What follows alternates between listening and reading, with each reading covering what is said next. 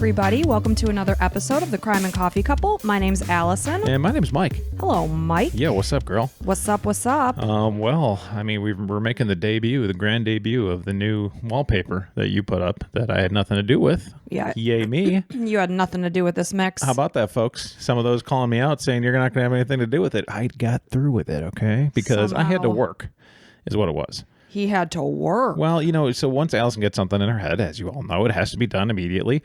And, you know, I work like a 9 to 5. So she happened to do it. You know, she gets home at a reasonable hour, like 2-ish, 3-ish, whatever. Because well, I she start gets work at 4. I was just going to say that. Thank you very much. In the AM. Yep, 4 a.m. So, yeah, she gets home at a reasonable hour, and I'm still working because I'm in sales. Oh, yeah. So I know you are. You work so hard. Yes. So I was like, I can't get up and just like do wallpaper for 2 hours. Like, oh, yes. It's like there might be some days where I could possibly do that, but like just now isn't the time. Now is not the time. Well, we got end of quarter, you know. How that goes. Yada yada. So the point is, I got shit done. Yeah. And the office is done. It looks wonderful. So I was going to paint on Wednesday because it's my day off. And then Tuesday came and I was like, hell no, I'm doing this right now. Yeah. I'm like, we're ordering Chinese food for dinner and I'm focusing on this. If you need something done in your life, just hire Allison. Just hire me. I read or heard something on a podcast that said companies really need to hire moms. I read the same thing. They must be showing us the same things. Moms get shit done. They do. Yeah. Because we have to. We are multitasking queens. Have to be. Because especially if you're working full time and you have kids that are in activities, there's only so many hours in the day. So you got to just get shit done. You put your nose to the grindstone and you just do it. Mm-hmm. So I agree with that sentiment. Yeah. I mean, there are more females in the workplace and higher places. I'm all for it. Why not? But the real point is the poo brown walls are gone. Thank goodness. Yeah. They are gone. It does feel better. It's like it feels more freeing. So I hope everybody likes it here. And that, it's a lot of people asked about it because we posted on Instagram what it looked like, and they asked about the wallpaper, so we should probably post a link to it. Well, that will be this week's Allison's Amazon addiction. Oh, was I jumping ahead? No, you weren't. Okay, good. You kind of led me into that segue. Okay, perfect. See, I almost know you. You do. It's like we've been together for a after actually just a couple days ago, we celebrated 27 official years together of dating. Yeah. And intercourse, since it was the same day. No, it was not. I wouldn't let you touch me because I was a prude. Sexual Congress is what we called yeah. it. We're like, would you approve of Sexual Congress? And I was like, no, I do not. Okay. Yeah, you definitely didn't. It was a long time. It was a long time. So anyway, Mike, get your mind out of the gutter. Let's get back to business. This wallpaper, I have to tell you, is very good quality. So if you are... It freaking better be. Look, it is expensive. If you are looking into doing a feature wall and you wanted something a little, what's the word you would use for this? Like Gothic, maybe? Definitely. Well, the skulls will definitely be Gothic, yeah. Well, black skulls would be considered Gothic. I agree. But the thing is, it's not like a punch you in the face Gothic. It's kind of subtle and classy. Yeah. Like you could walk by it and not completely know. Although, like right behind this camera, if you're seeing this on YouTube, is where people walk into our house. So it's our foyer. Yeah, it's the first thing you see would be this wall. So I think it's hard to kind of notice that there's not something Gothic going on, which I'm not a super Gothic guy, but I approve of this still. Mm-hmm. I think it's kind of cool. Yeah, it is pretty cool. And really, it's important that you like it because this is your office. You know, I should start do other things like Korn and Pantera in here, like their albums and whatever. I mean, I guess if you have some free walls that here, might fit the. That's your business, Mike. Whole idea. Totally. If there's a cool poster or something that you like, Ooh, I like it. I just went to the Cure this week too, so that would fit. Ooh, you like that one poster too. Yeah, it's sold out, and then now they made it in a pink one. So I guess the Cure, just so you know, real quick, they're making like their own posters for every single city that they go to, and I thought that poster was super cool. I'm like, oh, that's a cool poster, but I don't need it. I didn't realize it was just for Tampa. Damn you and your cheapness! It bites us in the ass again. Sometimes it does. So yeah, I went to the Cure by myself. Second concert I went to by myself. One of our friends was going, and she was super excited, and I was getting jealous, and I was like, "Hun, do you mind if I just go find a single ticket and go?" And you're like, "Yeah, go for it." And what was it like Thursday night? I'm like, I'm gonna be sleeping. Yeah, and it was like $60, I think, and I got good 300 level tickets and saw right into the stage, and it was Cure awesome. is awesome. Oh, love they're them. so good, love so them, good. Love them, love them. Blah, blah, blah. I think I just had a little mini stroke. Oh, and also, if you're watching this on YouTube, I'm drinking a Starbucks iced shaken oat milk espresso, brown sugar. Homemade. Yeah, so if you like, those drinks at Starbucks, this took us like a minute to make and saved us a lot of cash. That's the other thing. Let's put a link to the recipe on there. It's actually Starbucks recipe. Yeah, so it's super easy. I mean, Allison makes this for the kids and, well, our son but who's now getting I'm out of oat milk, so if I want another one, I can't have it. Don't worry. We got a grocery delivery coming later. Oat milk's not coming. Oh, crap. Son of a bitch. I'm making a run. All right, let's get to business here. I want to say real quick, hey, thanks for leaving any kind of reviews or if you're on Spotify, there's this cool feature they added that's like a question and answer. So, or just questions. I don't know. If you have something to say about the episode, go on to Spotify. You can leave it on the actual episode. So that's kind of cool. But anywhere you can leave us a review, tell your friends and family about us. We really appreciate it. Super appreciate. So I'm ready to go. Let's do it. So this is the story of the disappearance of Ciera Breland. So on February 19th, 2022, 31-year-old Ciera Breland traveled from her home in Indiana to Georgia. She was going to visit her family with 37-year-old husband, Xavier Breland. They were traveling with their 5-month-old son, Jackson, and their white Goldendoodle, Baker. They were driving in Ciera's 2017 white Volkswagen. Is it Tiguan? Yeah. Okay. It's like an SUV. Yeah. My coworker had it. I just wasn't sure if I was saying that right. So they were making the 11-hour drive from Indiana down to Georgia, down south. So they planned to use the trip to catch up with family that Ciera hadn't seen since she had moved to Indiana about a year prior.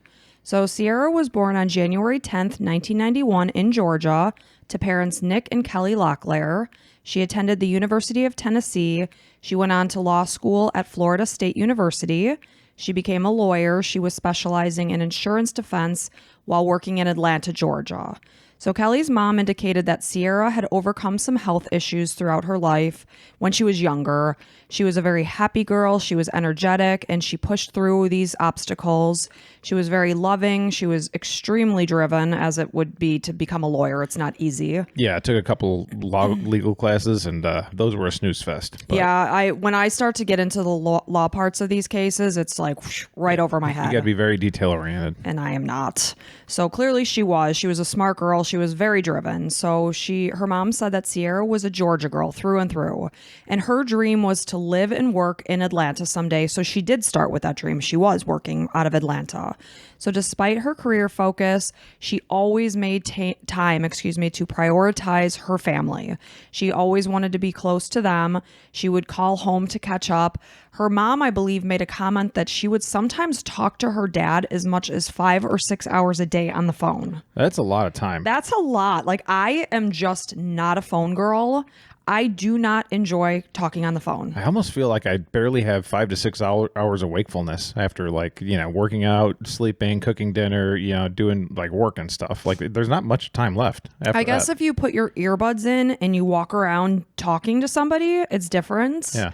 But I couldn't imagine like sitting and talking. But the point is, she really, really kept her connection with her family. That's really sweet. The point. Yeah. Because, our parents are like, why don't you ever call home? Because you're boring and you're a pain in the ass and you complain about things like newspapers. Right. So Ciera's dad, Nick, describes his daughter as outgoing, someone who likes sports and movies. Ciera and Xavier's relationship progressed very quickly. They met so I heard a couple of different reports. One report said they met on Tinder in October of 2020. Another indicated that they met because Ciera was representing him in some sort of a case. So regardless, they met in October of 2020. They were married 6 months later. By that time, she had discovered that she was pregnant, so it was on the fast track. So Ciera worked as a paralegal. She had previously assisted Xavier in a dispute with his ex-wife. They were newly married, and the issues between Xavier and his ex became so heated that that's when the couple made the decision to relocate from Georgia up to Indiana. And it sounds like he had some family up there. His father lived up in Indiana, so that's why they chose that location. So Ciera's family did start to notice changes in her behavior when they met and started progressing in the relationship. One of the things was that Ciera opted not to have a wedding when she got married, And her family truly didn't even know that she was married until after it was official. Yeah, I'm going to guess she talked to her dad less, but we'll see. So it was definitely something they noticed. And Ciera's aunt had said that it wasn't like her niece at all. She was somebody that talked about her wedding. She dreamed about the day that it would happen. Well, somebody so family oriented, you would think so. It'd be like sharing all the details. Sure. And you would want your family to be there with you to share in that monumental time of your life. Yeah, this is a one and done thing, hopefully. Hopefully that's the goal when we go into these things. So, you know, she would talk about the dresses, talk about where she would have her wedding. So the fact that she got married and her family didn't even truly know was very startling to them. So as they made their fresh start in Indiana, Ciera got a job as an associate attorney at Gordon Reese Scully Mansakani, which was a law firm in Indianapolis. When they made the drive back to Georgia for their visit, they arrived at Ciera's parents' house in Cleveland, Georgia on the night of Saturday, February 19th. They were visiting with family, with nieces and nephews. They had a great visit. Ciera's mom, Kelly Locklear, said that her daughter had actually come home with another intention that her husband did not know. Xavier didn't realize that his wife had other things on her mind. She had planned to find a new job and start to put her roots back in Georgia where her family was. That's, good for her, but at the same time, you got to tell your husband. Well, there's a lot going on here that we're going to talk about. So there's something going on that you're not, a lot of red flags here. Yeah. So Ciera had been talking with her family about her intentions of leaving Xavier over the previous 1 to 2 months. That's exactly what I'm thinking. Like, right. If you're in a committed relationship, you're probably telling them. If you're trying to get out, you're probably not going to. Right, exactly. So she told them that his abusive behavior was escalating and she wanted to get a divorce. She had been secretly saving money and she planned to move in with her family until she was able to get back on her feet. She planned to pose this trip to Xavier as a visit with her family. His mom, they were also going to visit with as well. So it's, hey, let's go back to Georgia. We'll hang out with my family. We'll go see your mom. So the plan was then that she was going to stay back in Georgia permanently. So it was a big trip. Her plan, right? That was her plan. Yeah. He knows nothing of this. Got it. So cracks within the relationship developed as far back as June of 2021. And as you remember me saying, they met in October of 2020. So it didn't take long for these cracks to start showing. And we know how a lot of times these relationships go. Well, you had the kid and you feel like you should marry each other. And then it's like later and then, you're kind of forced into it. Well, a lot of the times these people that become abusive, they put their best face forward. They put this picture of this person who is like chivalrous and giving and kind and loving. And that's where they come with the term love bombing. They love bomb you to bamboozle you into thinking that they're one way. But then once they've got you locked in for what they think, you're pregnant and you're married. That's when they start to show their true colors. So that's what was going on here. So scary. It's so absolutely insane. It's terrible. And I can't imagine how helpless you must feel in this situation, because you probably also feel very much in danger of what this person could be capable of. So these cracks started to show as they were starting to make their move from Georgia to Indiana, which is scary because now Ciera is going from her hometown where she has her support system up to Indiana where she doesn't. And that's the whole isolating thing. I'm sure that had part to do with it. That his goal was to get her away from the people that would see these red flags and pull her out of it. And probably his idea not to tell anybody about the wedding and all that stuff. Be like, no, it's just going to be us, babe. It's just going to be us. It's all about our love. Right. Where really it's not. It's about control and isolation. So Ciera admitted that she was in a bad situation, and several times she did openly discuss that she should leave with certain people. So as time went by, Xavier became increasingly aggressive and possessive. Ciera was alarmed by this change in behavior because, again, he probably put a great face forward. So now all of a sudden she's like, holy shit, what did I get myself into?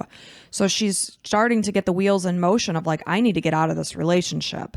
Though, as these controlling people tend to do, time and time again, he managed to win her back, telling her that he loved her, he was sorry, he would be better, he can't live without her, please give me another chance. And Ciera was a very kind-hearted person. She was a new mother, and she wanted to try her best for her family to keep it together. Everybody knows, the home is better when, the mom and dad are together. And a lot of times, unfortunately, they stay together and shouldn't have, you know. So she was trying to make the relationship work. There were also an interview with her parents where there were sometimes, like I know on one occasion, an officer did have to come out to respond to some sort of domestic dispute.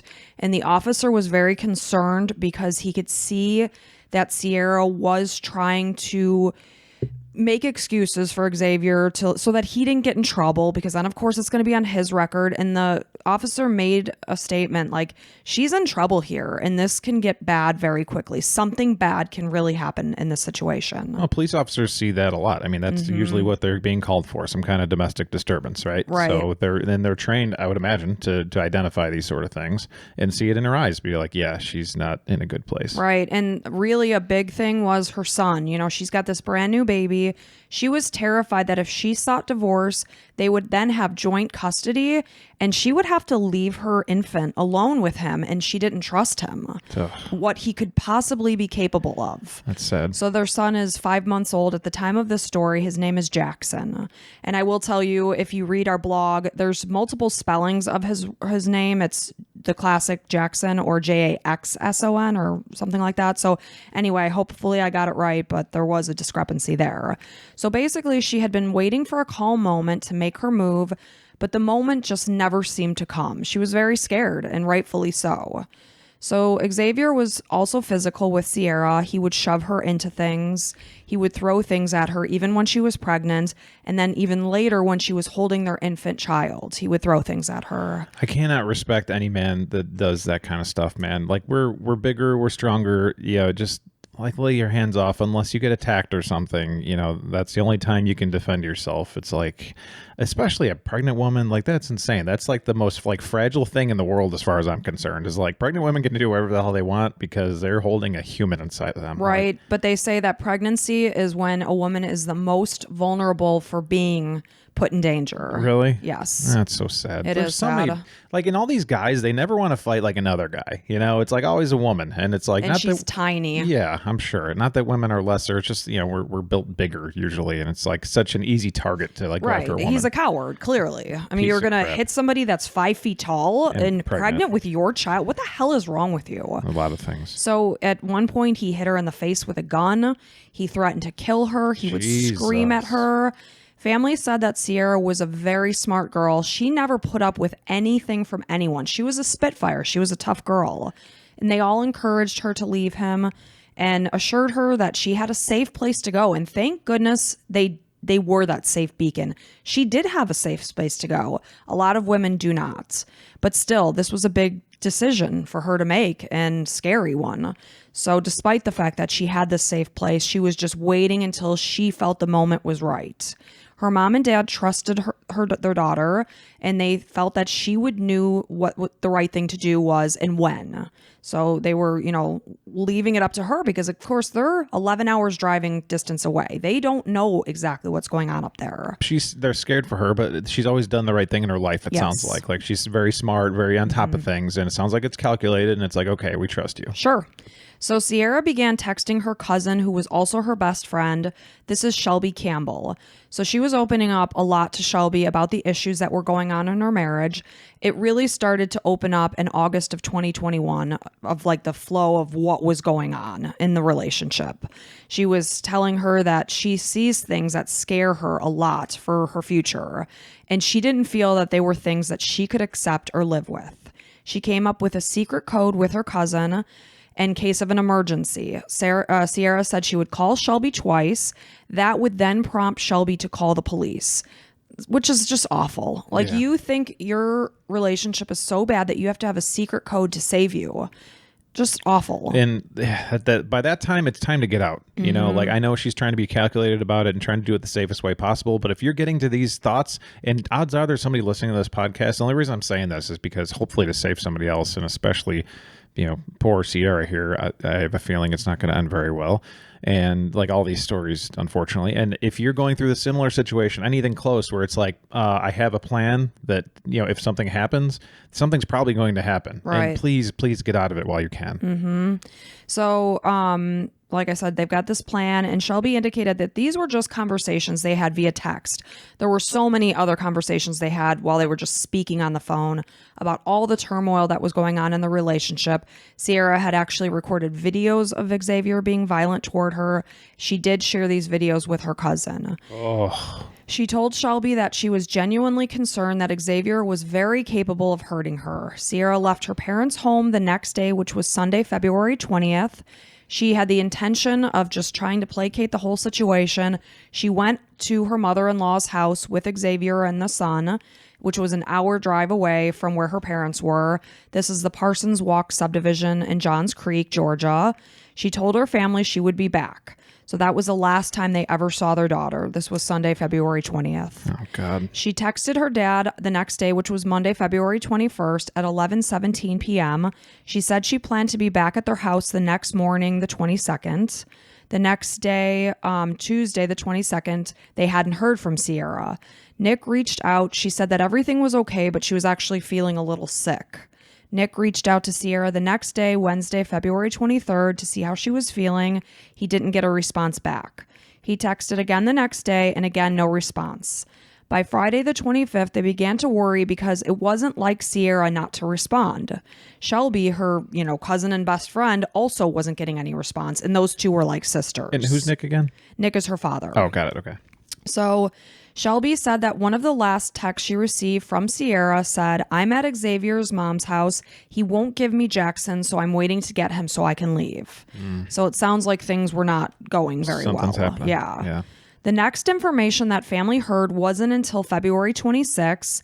The Carmel police in Indiana called. So Nick gets this phone call that he doesn't recognize the number. He picks up. It's the Carmel police in Indiana. And they had told Nick and Kelly, Ciera's parents, that Xavier had actually reported their daughter missing in Indiana. They didn't even know 100% for certain that they had even left the state of Georgia at this point. And now they're getting a call that she's missing in Indiana. So their heads are spinning at this point in time. Right. They're like, well, yeah, she's in Georgia. And yeah. So they were like, what? So the family was confused by what they were being told. They assumed that Ciera was still in Georgia. They were baffled. They did not understand why Xavier would not have called them first to check, to, see what was going on. Like, they're getting a call from the police, not their son-in-law. Yeah. Like, what the hell? So Ciera's father, Nick Locklear, spoke with the Carmel police and then called his daughter's phone, and Xavier answered. Nick asked Xavier what is going on. He was pleading with him to tell him the truth. Well, he did something. I mean, it's so clear. It's like, I'm getting a call from Indiana. You're answering her phone, so you have it. You did something. You're a piece of shit. What did you do to my daughter? I can't imagine how her parents and her family must have felt at that moment. It makes me sick. Yeah. So he, of course, is calling Ciera's phone. Xavier's picking up, and he's saying to Xavier, "Ciera told me if anything happened to her, that you are the one that is responsible for it. So tell me the truth." Xavier told his father-in-law to go to hell and hung up. So Nick called Xavier's dad, who lives next door, literally next door to where Ciera and Xavier lived. And he had said, "What's going on up there? I'm getting a call from the police. I thought Ciera was still here in Georgia. Have you seen her? Has she actually come back to Indiana?" His own father said, "No, I did not see Ciera." That's good. So good. I mean, good that he is being honest. 100%. So Xavier called the Carmel Police Department on February 26 and said that Ciera had left their home in the Brookstone Park of Carmel subdivision in Carmel, Indiana, just after 10 p.m. to walk to the nearby store, which we're guessing is possibly CVS. Here's the kicker. He's calling to report her missing and telling the police that his wife was wearing a short black top. Some reports indicated that she was wearing a black tank top and purple shorts. It's February. We're in Indiana. Yeah. And AccuWeather records indicate that the temperatures were in the mid to upper 20s. Okay. And he's telling police that she left the house to walk to the store in a tank top and shorts. No. Doesn't seem I'm sorry. plausible. I grew up in Illinois and I know that this wouldn't happen. So she'd left her wallet, her money, her IDs, her car keys, her personal cell phone, her work cell phone, and there was also a burner cell phone left behind. Interesting. She wouldn't have done this. So this burner phone she would use to contact family in case of an emergency. Cool. Good idea. Most importantly, she had left her 5-month-old son, who family said she was deeply devoted to, as well as her beloved dog. Like would never happen. The son was probably top of her mind always. 100%. So there's no way that would happen. I'm a mom. I mean, unless she's going to the store, going to the store, coming back, sure. But obviously something happened to her and he's trying to frame it as she went somewhere and like ran away from us. It sounds like, but yeah, that isn't happening. What an idiot. What a freaking moron. It's like, if you're going to make these, like, why would you say she's wearing a tank top and shorts in February? I say it all the time. Thank God for idiots and morons, stupid criminals like Xavier. Xavier Breland's a freaking idiot. Right. Thank God. So police told the family that the store that he indicated she was walking to, there's no surveillance video of Ciera entering the store. There's no surveillance video of her inside the store. Xavier, had said this is the store she was going to. Now, of course, he could frame it that, I don't know, something must have happened to her along the way. Maybe somebody picked her up. Maybe, somebody did something to her. It's not a good cover-up story, jackass. So their son Jackson and their dog were back home, but there was no sign of Ciera. Police are telling everybody, if there's anything if you've seen something, she's 5 feet tall, she weighs about 120 pounds, she has blonde hair. This is who she is. Her face is being plastered everywhere. She's not where he's saying, that's for sure. So after reporting Ciera missing, Xavier was arrested on March 1st, 2022, not related to this case. I'm going to say they don't have anything yet. No. So this was in Indiana, but he had to be extradited back to Georgia based on an arrest warrant that was issued February 24th of 2022, after he failed to appear for an arraignment in the stalking case that he had previously pleaded not guilty to. So this is something totally unrelated to what is going on with Ciera. And you would think Ciera would have looked into this, prior, especially, who knows if she has access to that kind of stuff. But who knows? He's probably a huge liar. Yeah, exactly. And like, oh, this happened and this happened, so this girl said this. It's like, yeah, I'm not blaming Ciera whatsoever. Not at all. Looking back, we hope, as parents, I'd be like, oh, I wish you would have seen that and not gotten with this piece of shit. Hindsight is very much 2020. Of course. So his ex-wife had indicated that he placed a tracking device inside a stuffed animal that he gave to their daughter.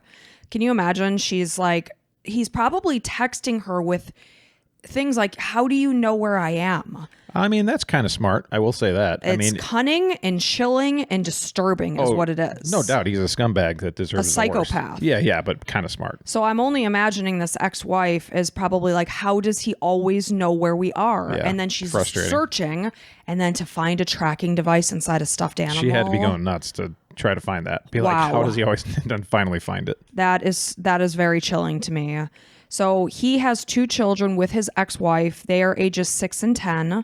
His ex-wife also alleged that he had made harassing calls despite a court order that banned him from communicating with her. Xavier's ex-wife and mother of his 2 children was seeking to terminate any sort of communication between him and his 2 children because she didn't trust him with them. She didn't want any kind of virtual video visits, saying that he is an absolute danger to their children. So Judge Alex Manning watched a video in court during a previous visit between Xavier and his 2 children. He told his son in this video and his daughter that their stepmom had been kidnapped and will not be returning. That's what he's saying about Ciera to his 2 children. In the video, the children became visibly upset. Judge Manning indicated that it was heartbreaking to watch. The little girl was falling apart and sobbing in the video. Wow. He was cleared of these charges about the stalking in August of 2022 by a jury. According to online jail records, he was then taken into custody in Fulton County on contempt of court charges. So within the statement he made to his 2 children, Ciera suddenly goes from missing She was walking to a store to now she's kidnapped. Yeah, he's decided. The story has changed. Police didn't tell you this, buddy. You're coming up with a story all on your own. And that they will never see her again. Yeah. So he knows whatever happened to her is permanent. Yeah. So this is very telling what he's saying to his children. I mean, you can frame it as, oh, they're children. I wanted to dumb it down for them. But no, this is It's very telling. So Xavier's attorney made a statement indicating that his client had nothing to do with Ciera's disappearance. And he is devastated by the fact that she's missing, which he did report to police. And that if he wasn't incarcerated on an unrelated matter, he himself would have been out searching for her. Yeah, search to the exact location you know her body is. Right. You piece of garbage. So on March 2nd, 2022, Xavier was identified as a person of interest. Duh. Yeah, Doy in Ciera's disappearance, but he was not faced with any kind of criminal charges because they didn't have anything to pin him on. Yeah, it's just odds are he probably did something. Yeah. His story is weird. He has no thing. Yeah, it's just like we don't have a smoking gun, like we always say. Right. So family believes that Ciera never made it out of Georgia. There is no evidence to suggest that she ever made it back to their home in Indiana from their trip. The Carmel Police Department issued an alert for Ciera on Facebook page the next night, and soon the Johns Creek Police Department in Georgia were also joining in on the search, since that's believed to be more around the location that she's actually in. So I'm losing my point here. So you're getting, while you're looking into that, you're getting to a point that I'm not liking very much because it sounds like we don't have a whole lot of more information. No, I'm going to tell you we are left not knowing what happens in this case. Sadly. Okay. Sadly, and tragically for the family, they don't have answers, but we're going to just keep going. So again, the Georgia police are joining in on this, as well as the Georgia Bureau of Investigation, as well as the FBI. So a lot of police are involved in the search. The FBI has offered a $10,000 reward for any information that can lead to Ciera, because again, in these cases, we think somebody may have seen something and not even known they saw what they saw. If everybody can report something, whatever, and then they'll put all of it together and figure it out. So the last known sighting of Ciera was from a surveillance video of her standing outside her mother-in-law's suburban Atlanta home at 7:17 p.m. on February 24th, when she was seen leaving that home. Police believe that the couple made it 45 miles southwest of the family home together. Why they know that exact information of the 45 miles, I don't know. There's a lot that we don't know. So there's also that video of her in front of her mother-in-law's house. It's never been released. And would 75 miles west still be 45. In Georgia? Or 45 miles still in Georgia? Okay. Because Atlanta's right in the middle of Georgia. And yeah, so they're in, what did I say, Johns Creek? Is that what I said? Johns Creek, yeah, is the actual area where she was, right outside of Atlanta, I guess. So what's interesting, she texted her dad February 21st and said she would text him on the 22nd. So stuff was going on. And and she's still alive. On the 24th, she is still alive. At night, 7:17 p.m. Yes. Okay, so something that night, most likely. Right. 224 and somewhere, what 45 miles west? 45 miles southwest of that family home is where they believe she had last maybe made it to. They have a good reason to believe They have a good reason. We don't know. They're not sharing it because there's probably something in with the investigation. We got to go by what they're telling us. Basically, they're trying to give little tidbits so that people can say it. So if you were anywhere near, that area, God, last February, this is so solvable because Xavier's a piece of shit that did something that left some kind of trail somewhere. So from there, investigators haven't released very many details because this is an active investigation. The video of Ciera in front of her mother-in-law's home hasn't been released, like I said. Ciera's cousin Shelby said that she had received text from Ciera in August that said that her husband is nuts. And again, in black and white writing, if anything happens to me, he is responsible. I'm really scared. I don't know what to do. Shelby turned her cell phone over to investigators that contained all these text messages, as well as the videos that she had sent that showed Xavier being erratic and abusive. And they're all making this into this file that they're putting against They're building a case. Yeah. So the police have all this information. She told the police, Xavier had made many threats to kill her and specifically said that if he did, he would throw her into a lake. So my mind is going to the fact that that's likely where her body is. Absolutely. He said this to Ciera when she was very much alive. Did he follow through with what he threatened? We don't know. And unfortunately, there's a lot of lakes. There's a lot of lakes. It's really hard to find people in these. Shelby feels that she has no hope that her cousin will ever come home, but she has pushed away her feelings of grief until she has answers as to what actually happened to her cousin. She said that there's this void that has been left behind since Ciera disappeared that only grows each and every day that passes. She knows her cousin would not have ever stayed away from her son for an hour, let alone this extent of time. She also feels that the situation hasn't sunk in. She feels a tremendous disconnect, just waiting for Ciera to call. She wants to say to Ciera, oh my gosh, you would not believe what's been going on here. Of course. Because it's like it's not real. Yeah. And that's just so awful. After Ciera disappeared, her parents were asked if they felt, do you think your daughter is alive? Her parents said no. There's no way. There's absolutely no way that she is alive because she would never leave her child for a minute. Kelly, Ciera's mom, also believes that her daughter won't be coming home.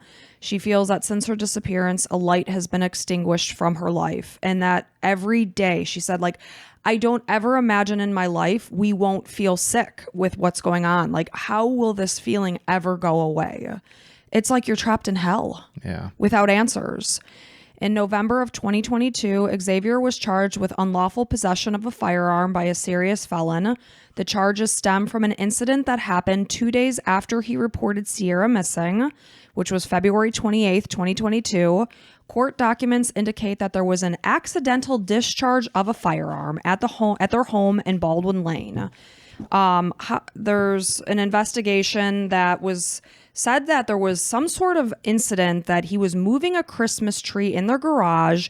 He heard a gunshot and ran outside. He returned to the garage and located the gun and unloaded it. Investigators say that there was a Sig Sauer Piece 365 and another gun that were found at the scene. During this incident, he handed the officers a missing person flyer for his wife.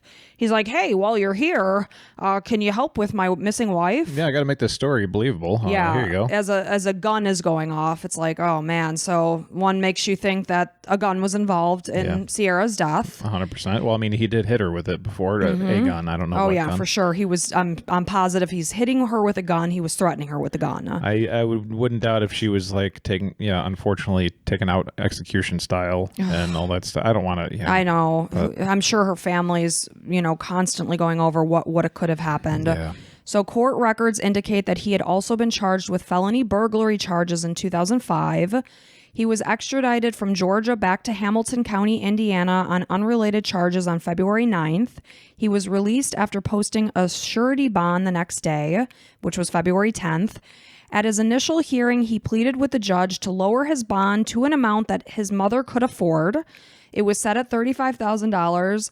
Prosecutors wanted to raise it to $50,000 because he was saying he needed this opportunity to get out, get a job. He wanted to become a truck driver. He's telling the judge, I'm going through a custody battle with my 1-year-old son. Believe nothing this guy says. What does the judge do? He raises the bond to $100,000. Hell yeah. You don't tell me what to do, you piece of shit. You stop killing your wives and being a piece of shit father. So Ciera's parents have since been granted custody of Jackson. Thank goodness. So at least they have a piece of their daughter with them, and they know he's safe. Yeah. The FBI continues to work with both the Johns Creek PD as well as the Carmel PD, because again, we're working through multiple states here. Yeah. Ciera's family adamantly believes that Xavier knows exactly what happened to their daughter. Well, they're 100% right. They hope and pray that one day he will give them the answers that they need in order to get closure and allow Ciera to rest in peace. Over the past year, multiple organized searches have been done, some targeting specific areas because, again, the police are saying this whole 45-mile thing. I believe there's some information that tells them where she may be, more hone in on where she might be found. Surveillance of maybe 2 people in his car, or something like that. And, maybe they don't want to come out with it because they don't want to let Xavier know that they found him somewhere. Right. So a lot is being held close to the chest because this is an active and ongoing case. Again, Ciera is described as being blonde. She's 5 feet tall. She's about 120 pounds. Her last known location was, again, February 24th, 2022 at 10545 Highgate Manor Court in Johns Creek, Georgia at 7:17 p.m. This is the mother-in-law's house. She was driving her 2017 Volkswagen Tiguan with a Georgia license plate. The plate number is TMB 5869. The plate has an FSU law school frame around it. Ooh, that's good. Ciera has multiple tattoos. She has a Florida State arrow on top of her left wrist. She has a sunburst on her back left rib cage and 3 small trees on top of her ring finger. She has 3 freckles on her right jawline. It's not clear as to what extent of cooperation investigators have received from Xavier's mom, because again, this was the last known location that they'd seen her alive. You know, what does she know? But it's known that evidence was collected from this home after a search warrant had been executed. Forensic experts and cadaver dogs were brought in during the search as they looked for any kind of blood, any kinds of struggle signs, any clues that could indicate what happened during their stay at that house. Police indicated that the canine dogs found no good scent trail at the home, but we do know that the video showed them pulling out of that driveway. So odds are they're not going to find much there. He drove to another location. You got to think he went somewhere that he knows about. You know, obviously they're going to look into his childhood or whatever. You know, any time he spent in this area, the PC, okay, would he know these lakes? So like what, you know, is he fishing Where's these the good places spots? Yeah. And obviously the car would have been searched. So I assume whatever happened to Ciera happened outside the car so that there maybe wasn't any kind of blood evidence. Because then they'd have him in court already. Right. I mean, I'm sure this guy was pretty calculated. Yeah. So all evidence that has been collected remains under investigation. Anyone with any information, if you have seen this car in this area, is asked to call Corporal Rosier with Johns Creek PD at 678-372-8046 or the Carmel PD at 317-571-2580 or the FBI at 800-CALL-FBI. And that's where we stand in this case. You know, her family is left in hell, not knowing what happened to her. Yeah, that's got to be really, really hard. I mean, they know what happened. They know Xavier's responsible. They just don't know where, you know, and where and it how. Yeah, exactly. And what were their daughter's last moments like? I'm looking at Johns Creek on a map, so it's a little northeast of Atlanta. It's a suburb of Atlanta. So if you know anybody down in that area, give them a call, tell them about this story, have them listen to any podcast or news thing, you know, ours, whatever, it doesn't matter. But it's more important about finding her and getting this Xavier, you know, behind bars. Right. And the whole point is that her family, they know that she's not alive. They have come to terms with that. They want to bring her home, lay her to rest as she should be, and have closure in this. Yeah, this guy can't get away with it. Not to mention, he can't be out in public. No. He needs to be like executed, basically. So, yeah, I don't know, like west of Atlanta, Smyrna, Austell, Douglasville. You know, if you know anybody out in those areas, call and try to find, you know, give them information to see if they saw anything that night. Yeah, and I too, we don't know a lot about this investigation, what kind of CCTV footage we have. And that's where I think they've utilized these cameras. And that's where I think they've gotten this 45-mile information. Yeah. That everywhere you go, there's CCTV footage. And this was a very nice home that they had left at the mother-in-law's house. I'm sure pretty much every house in this neighborhood has, you know, cameras, ring doorbells, etc. And then they pick it up on businesses and such along the way. I'm sure that's where then they saw something to lead them to this 45 miles. Yeah, for sure. Yeah. And yeah, well. And I just hope we'll just have to keep our ears open for this case because this is absolutely active and ongoing. They're continuing the search. And I just pray to God that they will find some answers and give her family some sense of closure. So 45 miles south is like South Fulton, Georgia. South Fulton, Union City, Fairburn, College Park, maybe area. Like, I'm just only saying it if any of these ring a bell to anybody listening. Like, call your friends. And my whole question is, obviously we know that Xavier returned home to Indiana. He made it. So there's clearly gas station footage that shows him pumping gas by himself. No sign of Ciera. Yeah. So I'm sure what the police have found is him with her and then him by himself. Right. So it just sickens me. It's a matter of time. I truly think it's a matter of time till they nail him down. They want to get all the evidence they can to nail him. Yeah. You know, that there's no question that they've got this piece of shit. Yeah. Gosh, I'm so sorry to her family. And my heart breaks. I was actually just listening to a video with them and like I had tears in my eyes just thinking of the utter hell they must be living in every single day. And the hell that Ciera had to live through, unfortunately. Yeah. And her son is growing up without his mother. Yeah. Because Xavier sucks. And this is the kind of guy, like, I'd love to put a band of brothers together here, 100 guys that just go around and breaking legs of guys that, like, beat the shit out of women, I mean, I don't think bad is, like, two wrongs make a right. I don't like that. I'd like to try it just in case. Maybe they do make it right. Mike's making a band of brothers. Yeah.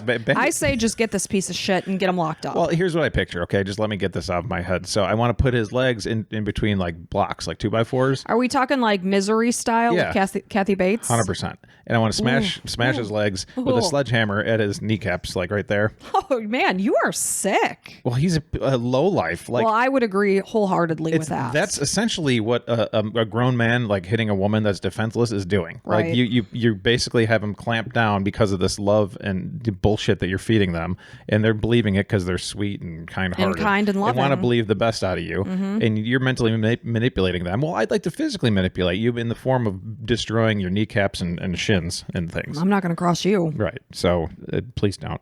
So that's, a sad story, and hopefully there's some closure to this case coming up. Yeah. I really hope so. Well, thank you. So that's Ciera's story, and I'm so sorry for her family that they're living in this hell. Thank you for sharing it, and hopefully, anything can lead to more answers. Yeah. Well, thank you so much for listening. We really appreciate it. And if you are, like the stories you're hearing and would like to hear more of, the way we deliver things, then we have plenty of options. We've got the Patreon that you can become patrons. We'd like to say welcome to our latest Crime and Coffee Couple Club members, Kirsten and Tina.